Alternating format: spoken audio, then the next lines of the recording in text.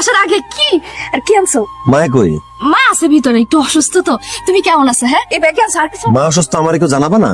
আরে আরে অত কিছু হয় নাই তো। মা, মা কি হয়েছে তোমার? কিছু হয়নি। হ মা, আইছি।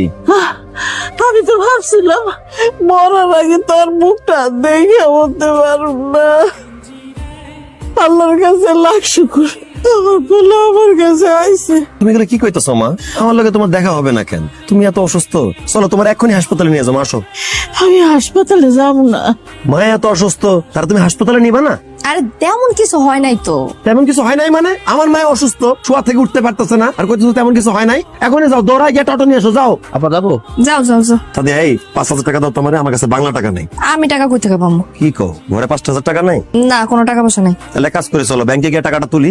আরে ব্যাংকে টাকা কই থেকে থাকবো? ব্যাংকে টাকা আইবে কই থেকে মানে? আমার টাকা। আমি কত টাকা না পাঠাইলাম, আমার টাকা কই? কত টাকা পাঠাইছো তুমি? হ্যাঁ, যা পাঠাইছো সব খরচ হয়ে গেছে, কিচ্ছু নাই। কি? আমার রক্ত পানি করে আমি 2 বছরে প্রতি মাসে 25,000 টাকা পাঠাইছি, আমার ওই টাকাগুলো গেল কই? মারে আমি যাই, পরে আসুম নে। দাঁড়ান, আপনার না এগুলো কি কয়? আমার টাকা কই?